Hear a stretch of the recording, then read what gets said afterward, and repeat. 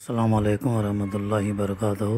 اعوذ باللہ من الشیطان الرجیم، بسم اللہ الرحمن الرحیم۔ ان یوم الفصل کان میقاتا یوم ینفخ فی الصور فتأتون افواجا وفتحت السماء فکانت ابوابا وسیرت الجبال فکانت سرابا ان جہنم کانت مرصادا للطاغین مآبا لابسین فیہا احقابا۔ صدق اللہ العلی العظیم۔ رب اشرح لی صدری ویسر لی امری واحلل عقدۃ من لسانی یفقہوا قولی رب زدنی علما۔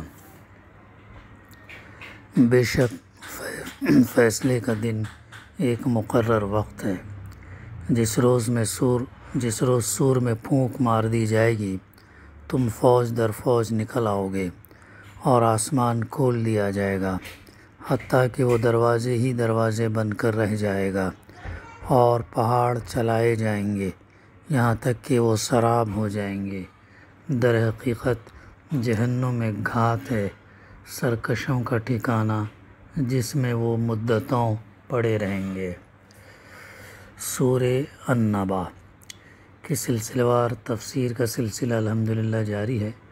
ابھی آپ کے سامنے میں نے آیت نمبر 17 سے آیت نمبر 23 تک کی تلاوت اور اس کی ترجمانی پیش کیا۔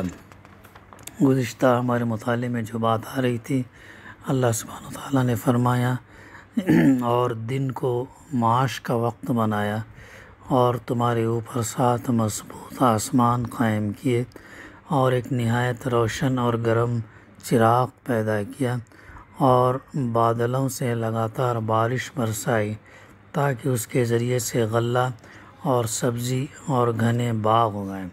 یہ وہ نشانیاں ہیں جو اللہ تعالیٰ بارہا قرآن مجید میں تذکرہ کرتا ہے تاکہ انسان اس کے ذریعے سے راہ راست پائے، ہدایت پائے، اللہ کی بندگی کرے، اللہ کے رسول صلی اللہ علیہ وسلم کی اطاعت کرے، تو یہ ان نشانیوں کے ذریعے سے وہ ہدایت پا سکیں۔ اور اس کی تھوڑی مختصر سی تفسیر رہ گئی تھی اس آیت کی۔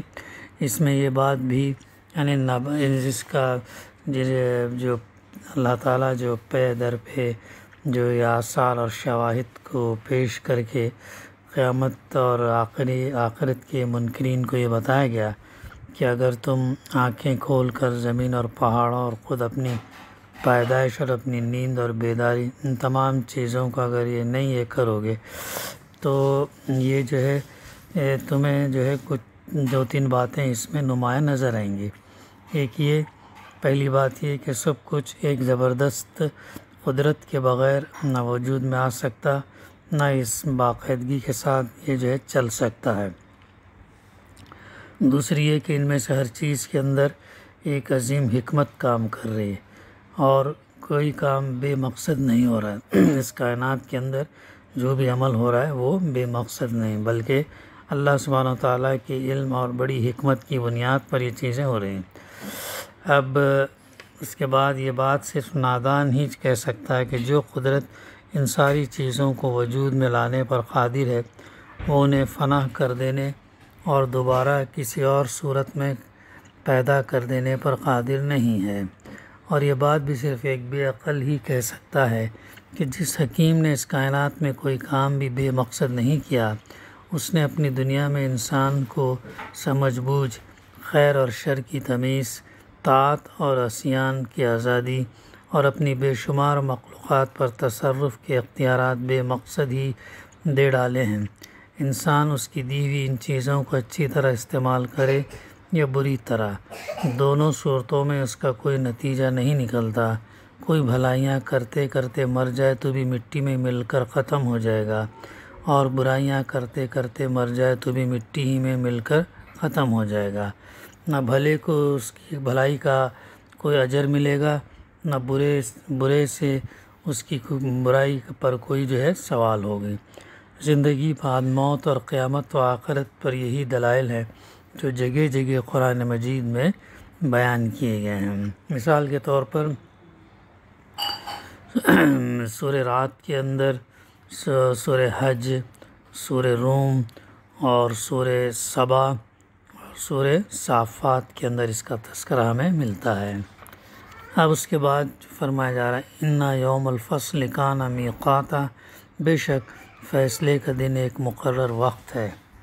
فیصلے کا دن یعنی قیامت کا دن ایک مقرر وقت ہے جو اللہ سبحانہ وتعالیٰ ہی جانتا۔ ایسے ہی ہے جیسے موت کا وقت ایک متعین ہے اور ہم سب جانتے ہیں کہ موت ہونی ہے، لیکن کب آئے گی اللہ سبحانہ وتعالیٰ جانتا ہے۔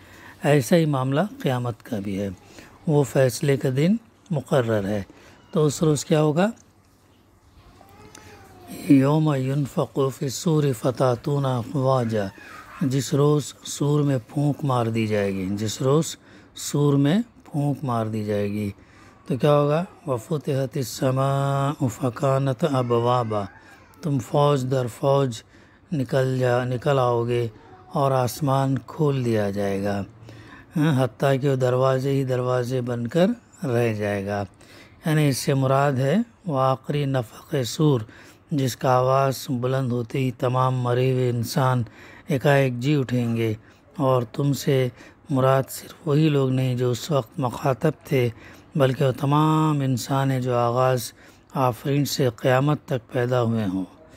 تو تمام لوگ اللہ سبحانہ وتعالیٰ، وہ لوگ آواز ایسے سنیں گے جیسے گویا ان کے کان میں کوئی جو ہے کہہ رہا ہے، اتنی قریب سے وہ آواز آئے گی، اور ایک کے بعد ایک جو ہے وہ زمین میں سے نکلنا شروع ہو جائیں گے۔ اس کا تذکرہ ہمیں سورہ زلزال کے اندر بھی ملتا ہے، زمین اپنے اندر کے بوجھ نکال کر باہر ڈال دے گی، انسان کہے گا یہ اسے کیا ہو رہا ہے، ایسا تو ایک کے بعد ایک نکلیں گے۔ پھر آگے فرمایا آسمان کھول دیا جائے گا، حتیٰ کہ وہ دروازے ہی دروازے بن کر رہ جائے گا، اور پہاڑ چلائے جائیں گے یہاں تک کہ وہ سراب ہو جائیں گے۔ اب اس کی تفسیر میں مفسر لکھتے ہیں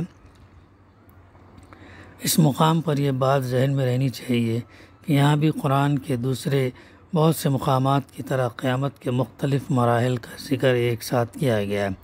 پہلی آیت میں اس کیفیت کا ذکر ہے جو آخری نفخ سور کے وقت پیش آئے گی، اور بعد کی دو آیتوں میں وہ حالت بیان کی گئی جو دوسرے نفخ سور کے موقع پر رونما ہوگی۔ اس کی وضاحت جو ہے سورہ خاقہ اور میں جو ہے ہمیں ملتی ہے۔ اور آسمان کھول دیا جائے گا سے مراد یہ ہے کہ عالم بالا میں کوئی بندش اور کوئی رکاوٹ باقی نہیں رہے گی، اور ہر طرف سے ہر آفت سماوی اس طرح ٹوٹ پڑی ہوگی کہ معلوم ہوگا گویا اس کے آنے کے لیے سارے دروازے کھلے ہیں، اور اس کو روکنے کے لیے کوئی دروازہ بھی بند نہیں رہا ہے۔ پہاڑوں کے چلنے اور سراب بن کر رہ جانے کا مطلب یہ ہے کہ دیکھتے دیکھتے پہاڑ اپنی جگہ سے اکھڑ کر اڑیں گے، اور پھر ریزہ ریزہ ہو کر اس طرح پھیل جائیں گے کہ جہاں پہلے کبھی پہاڑ تھے، ریت کے وسیع میدانوں کے سوا اور کچھ نہ ہوگا۔ اسی کیفیت کو سورہ طٰہٰ میں یوں بیان کیا گیا ہے یہ لوگ تم سے پوچھتے ہیں آخر اس دن یہ پہاڑ کہاں چلے جائیں گے؟ ان سے کہو میرا رب ان کو دھول بنا کر اڑا دے گا، اور زمین کو ایسا ہموار چٹیل میدان بنا دے گا کہ اس میں تم کوئی بل اور سلوٹ نہ دیکھو گے۔ باقی انشاءاللہ آئندہ جاری رکھیں گے۔ دعا ہے کہ اللہ سبحانہ وتعالی ہمیں کہنے سننے سے زیادہ عمل کرنے کی توفیق عطا فرمائے۔